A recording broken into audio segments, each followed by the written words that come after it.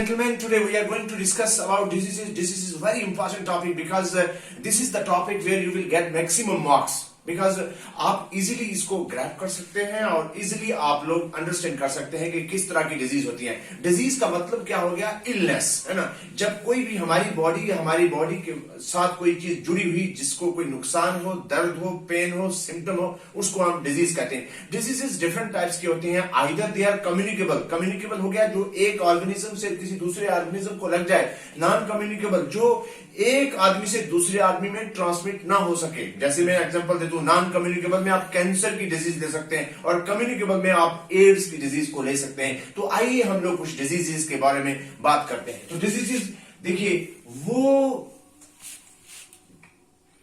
Agent जो disease cause करता है, disease causing agent is known as pathogen. Disease causing agent, write down, disease causing agent is known as pathogen. याद रखना, वो agent, वो micro organism जो disease cause करता है, उसको हम लोग पैथोजन बोलते हैं।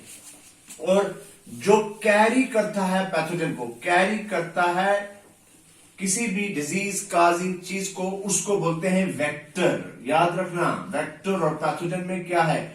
जो डिजीज काज करता है उसको पैथोजन बोलते हैं, और जो उस काजिटिव एजेंट को कैरी करता है एक जगह से दूसरी जगह ले जाने में, जैसे लाइस, जैसे आपका हाउस फ्लाई है, मॉस्किटो है, उनको हम क्या बोलते हैं? वेक्टर है। पैरासाइट जिसे डिजीज काज किया, उसको हमने क्या बोला?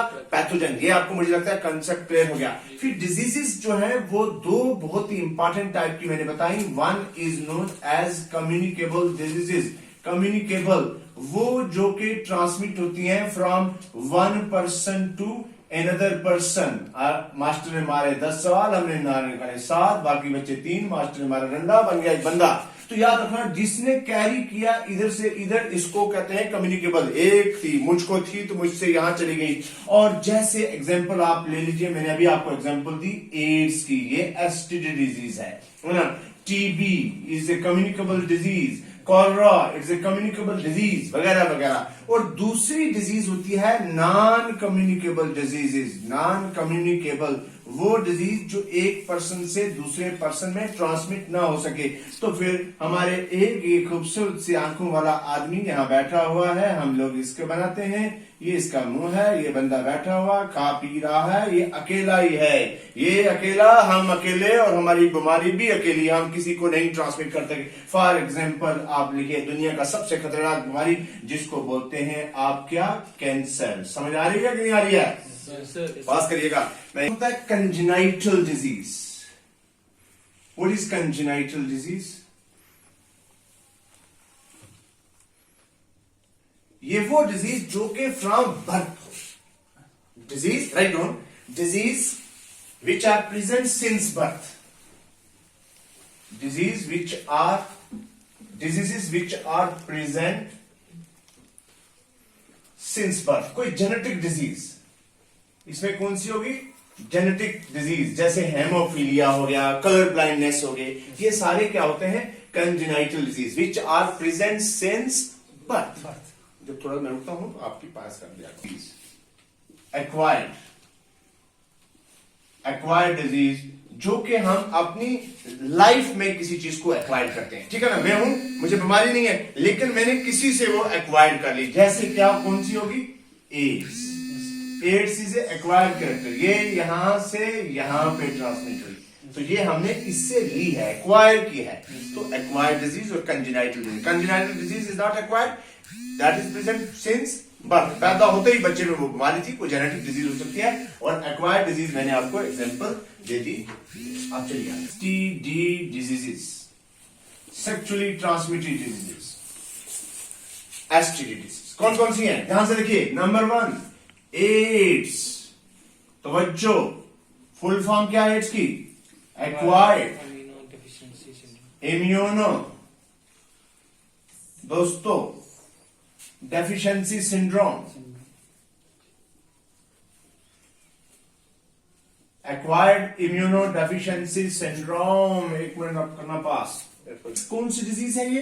एसटीडी है, साथ में ये कौन सी डिजीज है? वायरल डिजीज है। AIDS is a viral disease. इसका मतलब है इसका पैथोजेनिक एजेंट कौन है? वायरस है। It's pathogenic agent is virus. और उस एजेंट का नाम क्या है? HIV। क्या नाम है वायरस का? नाम है HIV। फुल फॉर्म क्या है इसकी? पहले इसको क्या बोलते थे? प्रीवियसली ये पूछा गया है केएस के एग्जाम में। Previously this virus was known as HCLV3। Mister Salman, HCLV3 कहते थे किसको? HIV को। तो क्या मतलब हो गया HCLV3 का? That is human cell leukaemia virus. तो क्यों कहते थे? क्योंकि ये ल्यूकीमिया मतलब WBC को अटैक करता है। याद रखना, ये वायरस जो है it is responsible for disrupting the function of WBC, white blood cells पे ये अटैक करता है। इसीलिए इसको पहले कहते थे human cell leukaemia virus. HIV is a retrovirus. क्या मतलब हो गया रेट्रोवायरस भाई? बताइए। That is it can synthesise DNA from RNA। It can synthesise DNA from RNA। Its genetic material is RNA। It can synthesise DNA from RNA। तो ये था human cell leukaemia virus के बारे में। अब आप कहेंगे सर इसके लिए टेस्ट कौन सा? टेस्ट फॉर एड्स क्या नाम है? Elijah. ELISA। Elijah. What is the full form of Elijah? ये सब पूछेंगे। इलाइजा की फुल फॉर्म क्या है? एंजाइम लिंक्ड इम्यूनो सॉर्बेंट एसे। ये टेस्ट है किसके लिए? एड्स के लिए। भाई अगर आपका एड्स कोई टेस्ट करवाएगा तो आप याद रखना AIDS day, world AIDS day कब बनाया जाता है? बताइए भाई। 1 December every year. 1 December every year world AIDS day 1 December every year को सेलिब्रेट। एस्टिक डिजीज इज साइफिलिया। कौन सी? Syphilis. This is another STD disease. वो जो पहले वाली थी 70% सेक्सुअल ट्रांसमिशन होती है, बाकी ब्लड ट्रांसफ्यूजन से होती है, कंटामिनेटेड रेजर है, नीडल्स हैं वगैरह वगैरह। Syphilis this is another sexual transmitted disease and this is caused by bacteria. वो किससे काज करता था? वो कौन काज करता था? ये कौन काज करता है? वो कौन सी डिजीज थी? ये कौन सी है? ये भी है, लेकिन फर्क क्या है? वो वायरस था, ये बैक्टीरिया है। आप कहेंगे सर इसके बैक्टीरिया का नाम बताइए। इस bacteria is known as treponema pallidum. Treponema pallidum. Right down दोस्तों, नहीं तो बाद में आप जब करोगे यूट्यूब चैनल पे जाके मेरे इस क्लास को देख लेना। Treponema pallidum is a bacteria which is actually responsible for causing syphilia. Syphilia is a STD disease and it is caused by bacteria. Another sexual transmitted disease is gonorrhea. Gonorrhea. This is another sexually transmitted disease. And this is again caused by bacteria. And the bacteria is known as Neisseria gonorrhea. Neisseria gonorrhea. देखिए ये छोटी छोटी चीजें आपको differentiate करेंगी तमाम बच्चों से जो डिफरेंट जगह पे पढ़ रहे हैं। Neisseria gonorrhea ये भी बैक्टीरिया है, ये भी एसटीडी डिजीज है, ये भी एसटीडी। तो मैंने 3 एसटीडी डिजीज बताई। कौन कौन सी? नंबर 1 बताई मैंने आपको एड्स जो वायरल डिजीज है, HIV कॉज करता है। नंबर 2 मैंने बताया साइफिलिया जो बैक्टीरियल डिजीज है, कॉज करता है। ट्रैपोनिमा पैलिडियम कौन कॉज करता है? जोर से बोल कौन?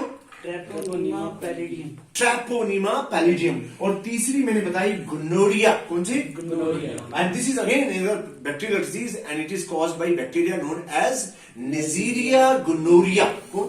Neisseria gonorrhea। अब ये कैंसर, मैंने भी आपको जिक्र किया था। कैंसर क्या है?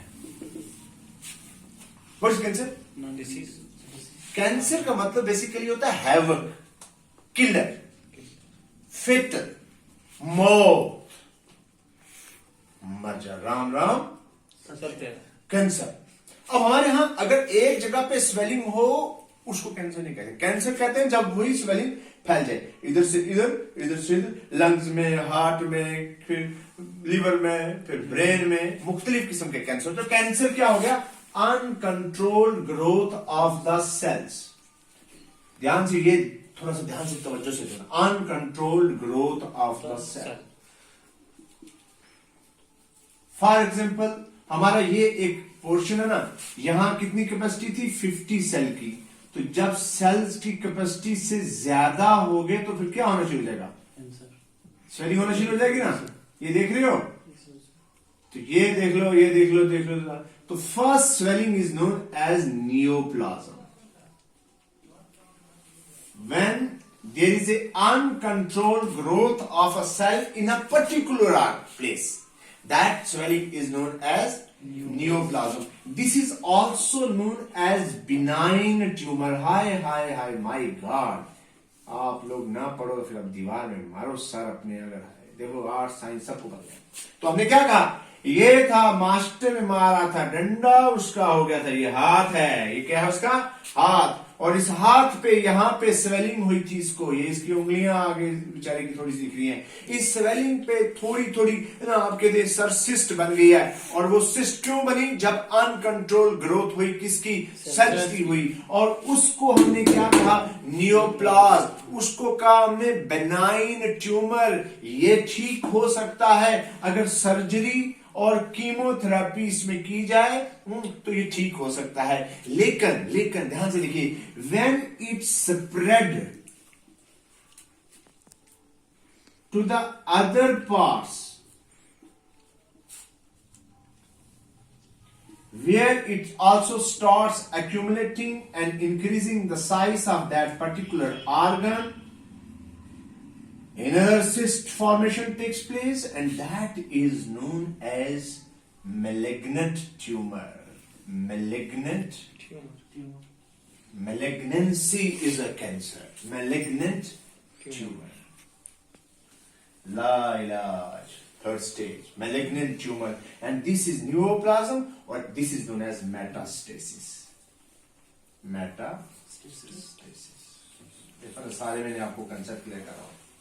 तो हमने क्या कहा? कैंसर में अनकंट्रोल्ड ग्रोथ हुई पर्टिकुलर सेल की, जहां पे एक बार हुई तो उसको हमने नियोप्लाज्म कहा और उसको बिनाइन ट्यूमर भी कहा। लेकिन when it spread to the other tissue where it also start accumulating and thus enhancing the size of that particular organ, and that is known as metastasis, and that tumor is known as malignant tumor, and this is actually known as cancer. अब देखिए cancer भी different.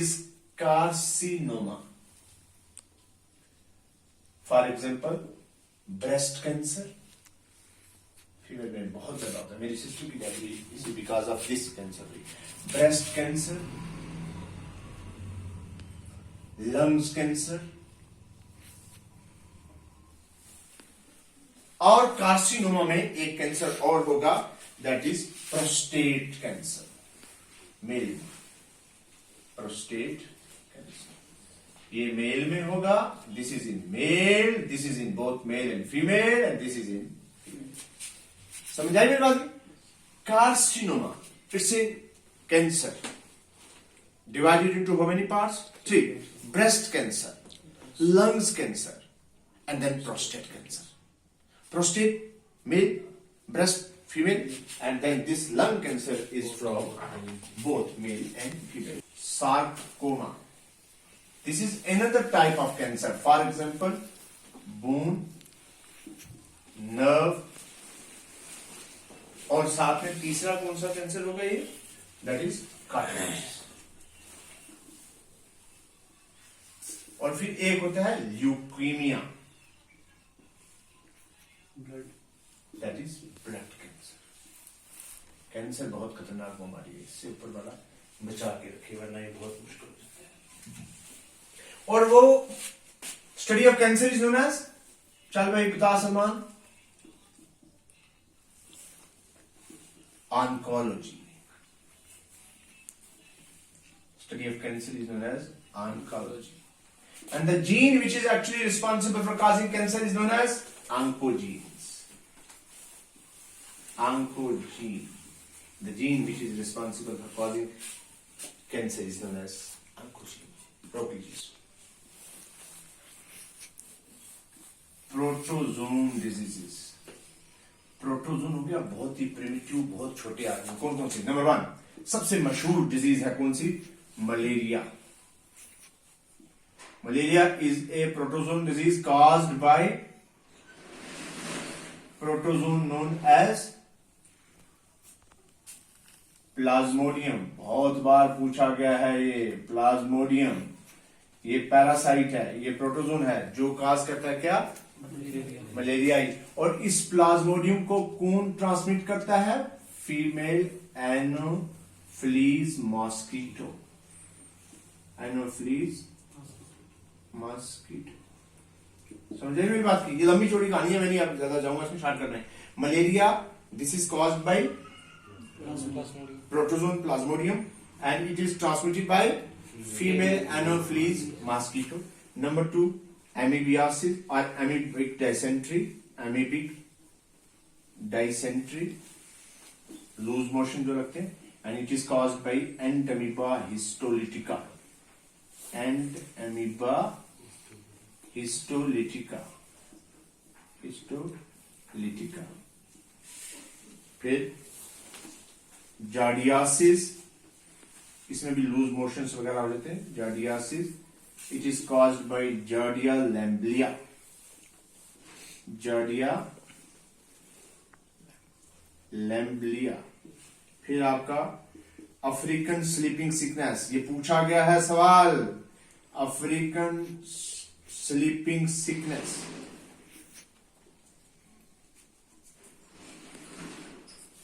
This is caused by, बताओ भाई कौन करता है African sleeping sickness को? Trypanosoma. Protozoan है, ये सारे प्रोटोजोन बता रहा हूं. Trypanosoma gambiense. कौन? Gambiense. And it is transmitted by सीसी फ्लाई. कौन सी फ्लाई? CC fly. ये आप देखेंगे केएस का एग्जाम हो उसमें पूछा गया है, और पिछले 2018 के दूसरा इंस्पेक्टर का पेपर कहीं होना, वहां पे ये अफ्रीकन स्लीपिंग सिकनेस या कालाजार डिजीज पूछा गया है, कौन ट्रांसमिट करता है. So African sleeping sickness, this is a protozoan disease caused by a protozoan known as Trypanosoma gambiense and it is transmitted by CC fly. इसको zoological नेम Phlebotomus argentipus भी बोलते हैं. और आखिरी लिख लीजिए एक और डिजीज, और फिर मैं वाइंड अप करूंगा, दैट इज काला आजार. कौन सा आजार? काला आजार और ब्लैक फीवर. इसी का दूसरा नाम क्या है? Black fever. इसी का तीसरा नाम है डम फीवर. डम. इसी का एक और नाम है जंगल fever. This is another protozoan disease and it is caused by a protozoan known as Leishmania donovani. Leishmania donovani. And this is transmitted by, or this is injected by a fly known as sand fly.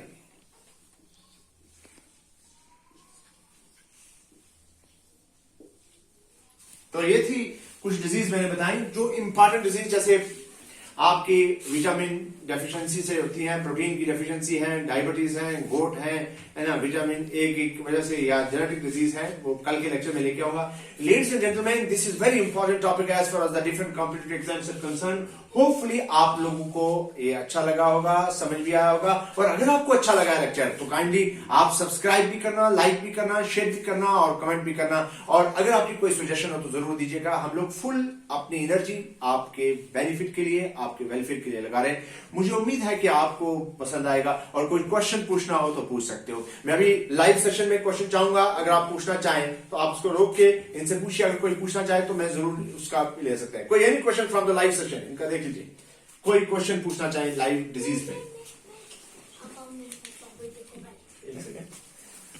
Anyone mister Salman, कोई live session में कोई आप lecture पूछना चाहे जल्दी से उसको रोक कर लेना. First stage. चल पूछ. सर आपने कैंसर की स्टेजेस बताई थी, फर्स्ट स्टेज, थर्ड स्टेज, तो वो सेकंड स्टेज और वो मतलब किस स्टेज तक रोका जा सकता है वो चीज? देखिए, बहुत इंपॉर्टेंट क्वेश्चन पूछा इन्होंने कि आप हमको ये बताइए कि किस स्टेज तक हम लोग कैंसर को कंट्रोल कर सकते हैं। याद रखिए, कैंसर मैंने पहले वर्ड किया, कैंसर का मतलब होता है फेटल किलर। ये डॉक्टर गलत आपको गाइड करते हैं और बेशुमार पैसा खर्च करवाते हैं। अगर कैंसर मैलिग्नेंसी है, आपके एक ऑर्गन से दूसरे ऑर्गन में इंजेक्ट कर चुका है वो, तो फिर उसका कोई इलाज नहीं है, क्योंकि कैंसर का इलाज 3 तरीके से होता है। One is that is known as surgically, आप पर्टिकुलर ऑर्गन को रिमूव कर दीजिए, उस पर्टिकुलर जगह को।